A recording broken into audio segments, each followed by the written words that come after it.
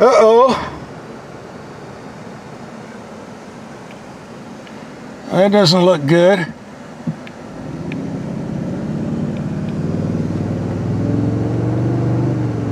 Texting and driving. That'll do it every time. Good thing I wasn't driving my Toyota in front of her. The Toyota people will get a little upset. Looks like Toyota is going to send me a Tundra 4x4, 1794 edition. The base price of a Tundra starts around $38,000, but this has a lot of goodies on it, so it will cost a bit more. In fact, we're already up to 61, but as you can see by some of the options, climbing up even more. And there's the total tab. By the way, all of the price sheets or window stickers you find at the dealer, it says a 3.5 liter twin turbo V6. But right now I'm on the official Toyota website where they claim this is a 3.4 liter V6. So 3.4, 3.5, I guess they're both correct for now. In any case, the most common engine is going to be the 389 horsepower. There's the torque rating. If you have extra money, the iForce Max, partially hybrid, 437 horsepower with a very high torque rating.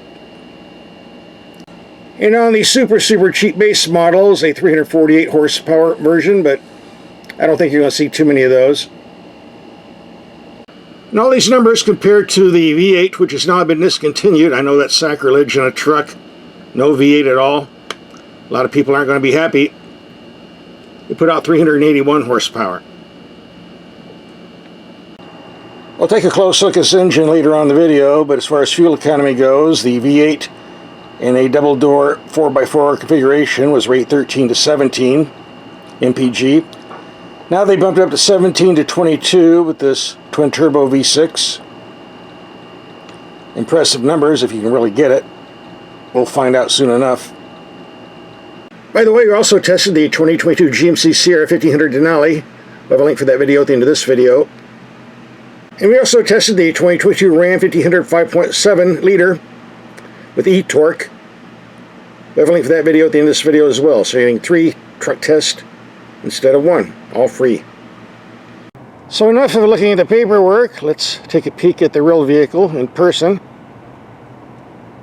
Pretty nice looking. Wasn't anything wrong with the other styling, nothing wrong with this. From the side, most of these trucks all look the same to me. Ford, GMC, Titan. Hard to tell the difference, unless you look really up close.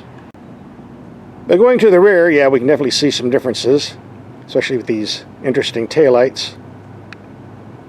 Which reminds me, we'll be taking this out in the dark, do some night driving headlight test, part 3 of the video. We did a separate video on that on YouTube. If you haven't seen it, you can see it here. And they shipped it in all the way from Texas just for us.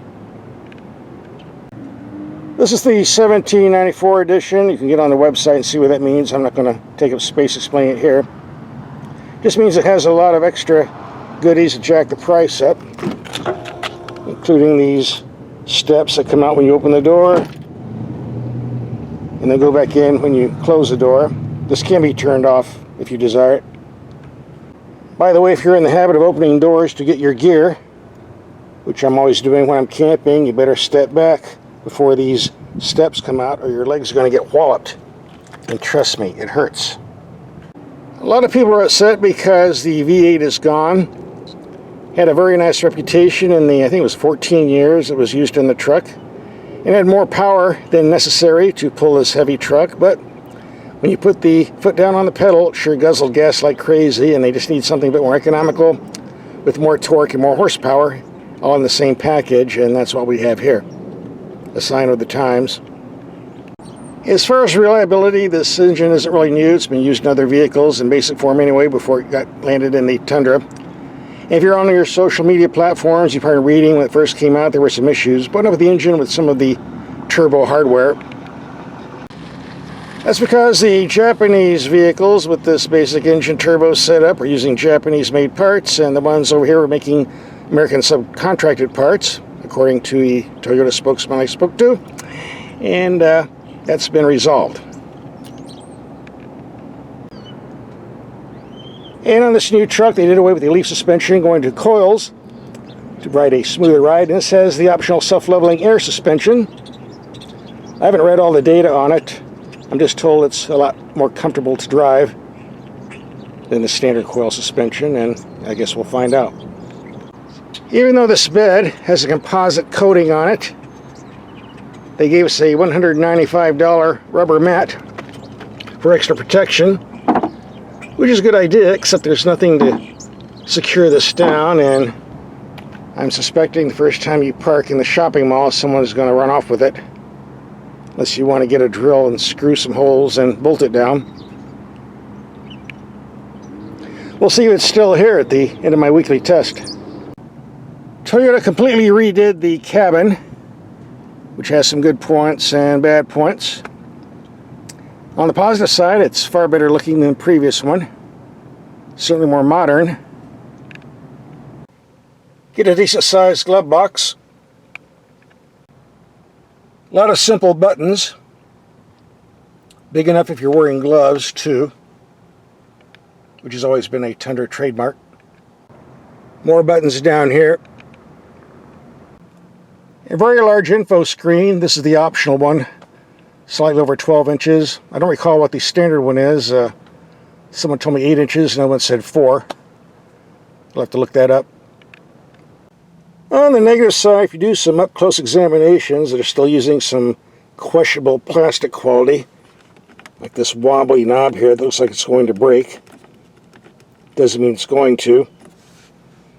Come on, Toyota, you had 15 years. You could have given us some better materials here. A little wobbly on this too. And on the 1794 edition, we're told it's got wood trim. I don't recall anything about it being plastic simulated wood. This can't be real. Come on, what is this, 1970 disco? I mean, are we going to have a vinyl roof and opera windows next? Please, no more fake wood, everybody, regardless of the manufacturer. No. In any case, this is the drive mode: 2-wheel drive, 4-wheel drive high, 4-wheel drive low. No all-wheel drive for the street. A drive mode switch, which shows you the selection on the dash or on the screen here: Eco, Comfort, Sport, Sport S. Where's Normal? Come on, Normal. Won't show Normal on the screen, only shows it on the gauge cluster. Alright. And here's what the gauge cluster looks like. And fuel economy. So far, mixed commuting 15.7. That's about what you get off the Ford 3.5 EcoBoost. It's still a bit better than what you get off the big GMC 6.2 liter V8. Now on the old Tundra V8s with 4x4, we were lucky to get 14 in mixed commuting, so looks pretty good. A slight improvement thus far. More driving to come. And here we have the camera system.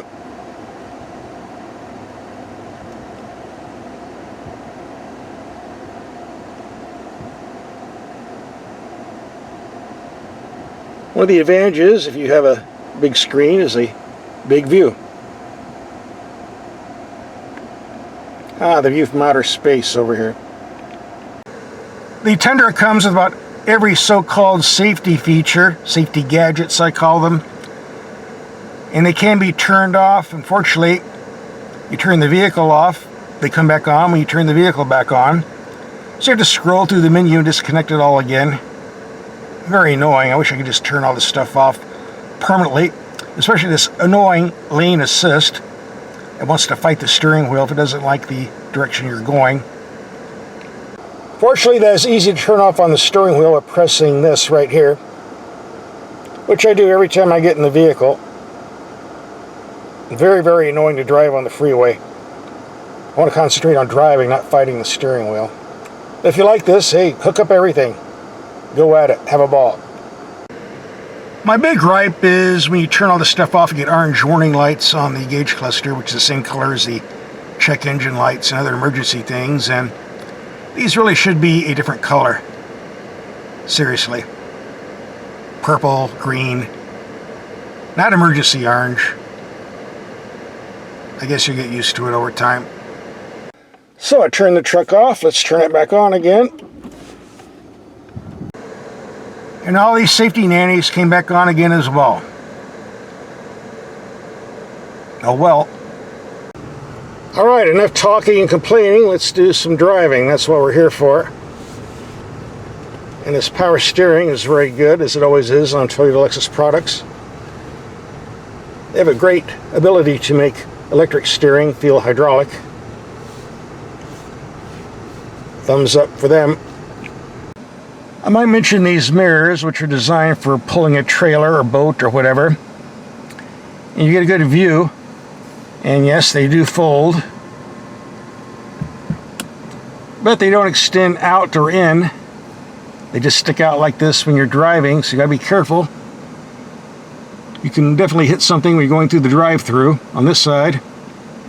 Or maybe whack a bicyclist in the head on that side. You gotta pay attention if you're using these. Took me a couple days to get the hang of it. And I also noticed while the adjustable steering wheel has lots of room to go down, this is as tall as it goes going up. If this isn't raised enough for you, you'll just have to lower the seat. As we do in all our videos, we're going to take some mild speed humps around 15 to 20 miles per hour. This is a truck, so I think we can do 20 without any worry. Here comes bump number 1. Bunch of axle hop in the rear. I think it'd work better if we had some weight in the back bed.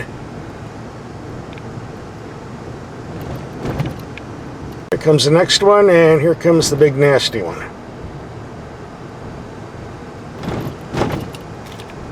Yeah, there's some good thumping there with those tires. I'm going to have to check the tire pressures. They're supposed to do that before they deliver the vehicle, but we'll have to do it. Right on the money, 35 pounds, dead on. You know, we took those speed bumps in the normal mode, but according to the owner's manual, we put it in the comfort mode. The adaptive suspension is a lot more smoother, so let's do that again. Alright, let's do this again in the comfort mode. Bump number 1. Ah, big difference. Number 2. Number 3. And the nasty one coming up. This will tell us for sure. Alright, big difference. Want the smooth ride? Put it in comfort mode. If you have the adaptive suspension, not all of them do. This camera system has an interesting feature. Anytime you get close to an intersection, some sensor reads what you're doing. And then, come on, do it. There you go. The front cameras activate, as well as the roof camera. I don't know why I need to see everything on the camera when I'm seeing it in person, but that's what you've got. I forgot to mention, if you don't want to look in the standard mirror, click this and there's a rearview camera. And here's the camera screen for a wide angle view. Glass camera. The sad part, a lot of people buy these new Tundras and they don't even know they have the camera system. You might want to check yours. This V6 turbo is extremely quiet when you're driving normally, but you put your foot down. It's hard to describe the sound. It's more like a muffled vacuum cleaner or UPS truck than anything else. I guess it's something you'll get used to. By the way, I stand corrected. If you turn off the lane assist by pressing this button on the steering wheel, it does stay out permanently, even when you turn the vehicle off and back on again. Great, makes me happy. By the way, I forgot to mention, the Ram I had a couple weeks ago had a step like this. You pulled it out manually, then shoved it back in manually. This is electronic. You press the button inside and this whips out with your foot and whips back in at the press of a button. I'm going to reset the mileage computer. We're going to take a highway trip. See what type of economy we get in the real world. As I recall, 17 mpg for the V8 we had last year. We got around 16, and here they're claiming 22. One of the reasons the new Tundra has a better fuel economy rating than the older one is because they dumped the old 6-speed automatic transmission, which was a good gearbox, indestructible for this modern 10-speed automatic transmission, which gives a wider range of gears and driving modes. So you might say to yourself, well, then why not just keep the V8 and hook up the 10-speed to that? And it's a matter of power. The V6 engine has more horsepower, more torque, and better economy, so why go with the V8? One of the reasons this new Tundra gets better fuel economy numbers than the older Tundra, they got rid of the 6-speed automatic transmission, which was a good gearbox, indestructible, but not very efficient, and replaced it with this modern 10-speed box. So you might say to yourself, why didn't they just keep the V8 and hook it up to the 10-speed? Well, it has to do with power. I mean, the 6-cylinder here has more horsepower, more torque, better fuel economy, so there's really no reason to keep the V8. Yes, big companies like Ford on their F-150 can offer a V8 and a variety of V6s, but when you're making like 600,000, 700,000 trucks and selling that many per year, you can afford to do that. But Toyota makes these trucks in smaller numbers. I think they sold 130,000 last year, out to check. So they can't afford to offer all these different engines. So from now on, I think it's just going to be the turbo V6. And thus far, I'm pretty impressed with it. By the way, if you're doing a lot of highway driving, you don't plan on changing lanes often, you might want to retract these mirrors. Cuts down on the wind noise and might cut down on the wind drag too. Thus far, I'm getting 20 miles to the gallon according to the computer, but we're climbing elevation a bit and I've been doing some passing, so I think that number might decrease a bit. Perhaps folding the mirrors will help a bit.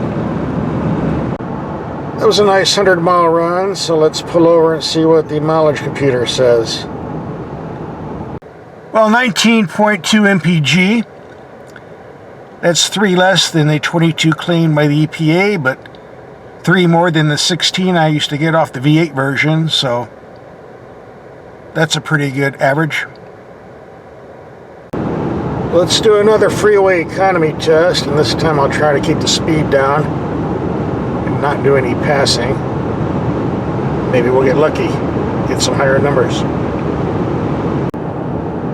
Alright, now we're entering town and the speed's around 70 to 75 miles per hour, no passing. Keeping my foot very, very steady, so hopefully the figures will be a little bit higher this time. We'll soon see. There you go, keep it around 70 miles per hour, light on the throttle, no passing, 20.6. Not bad. We're going to take this rig off the road. We got some nasty washboard dirt trails here. Very hard on suspensions.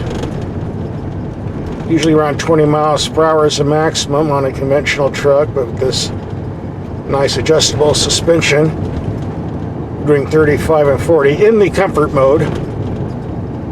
And the suspension is doing a pretty good job of absorbing the impacts. Pretty smooth, very impressive. Just out of curiosity, I just put it in the Sport Plus mode and the fillings are coming out of my teeth. No, that setting is not for a road like this. We're going back to comfort. I don't know what the Sport Plus mode is for. Oh! Not for this. Back to comfort mode. Yeah, that's more like it. And I noticed at speeds under 10 miles per hour, the front camera comes on. I don't know what I'm supposed to be looking for. Interesting. I'm going to stop by our broadcasting studio, pick up some supplies, and then we'll take the Tundra out in the dirt and see how it performs. After all, it does have four-wheel drive. That's what it's for, right? If you're driving on roads like this, the camera system can come in handy, I suppose. Especially the bird's eye view version. So you see how close you are to falling off the edge. If you watch my videos, you know I put this chair here 3 years ago, and I can't believe it's still here. I don't know if anyone's sitting on it, but I know the rats are enjoying chewing on it. Pretty soon it will be a historical landmark. And these tires are intended more for the street and towing trailers than being in the dirt, but they're doing pretty good thus far. And someone left the gate open and let the cows out. I guess we'll have to drive around and round them up.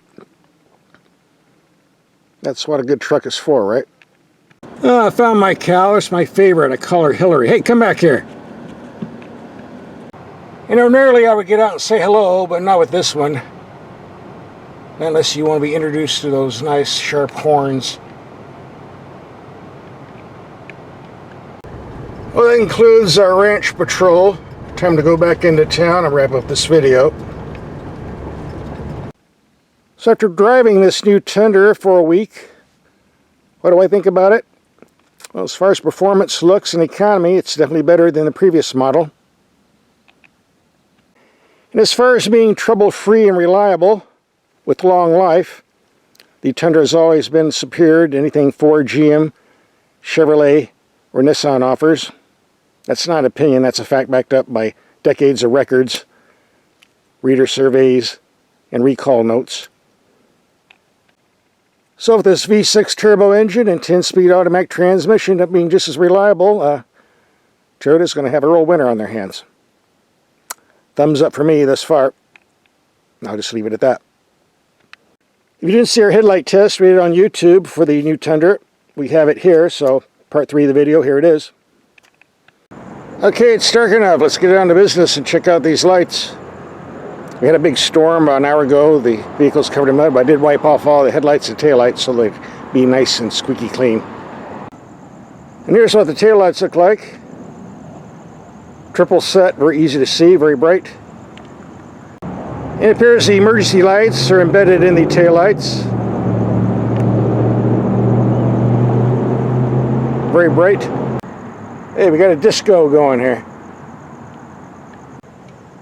Blinker on the mirrors. These are optional mirrors, of course. Yeah, the front ones are impossible to see with the headlights on. So if you want somebody to see them from the front, you have to turn the headlights off. And even with the tail lights off, it doesn't change anything in the back. The emergency lights are on. And the bed lights are very bright.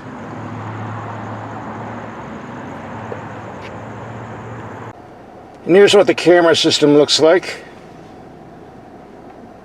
Because we have a very wide 12-inch screen.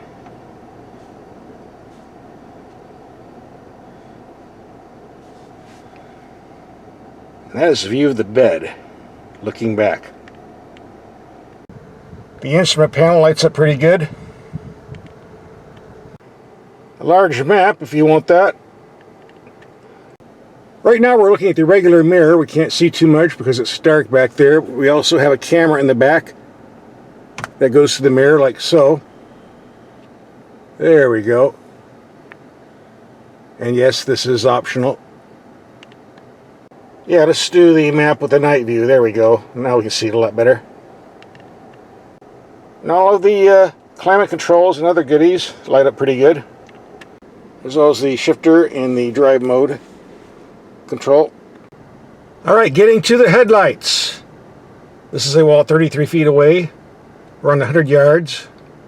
Or 90 meters if you live over in Euro world. And we have the low beams on. They're very, very bright, but not as tall as I would like. But just over the bushes, so adequate. Now let's go to high beam. Pretty potent there.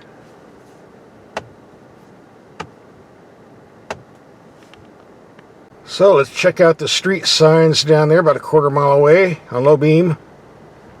High beam. Wow. Alright. Lights it up pretty good. I would say these There's 4 bulbs on each side, the quad bulbs. LEDs, self-leveling. Pretty decent.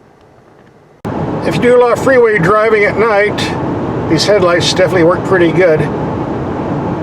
No complaints from me. If you're doing a lot of off-roading, these headlights are going to work out pretty good too. Although the sun's coming up, so I guess we'll be able to turn them off.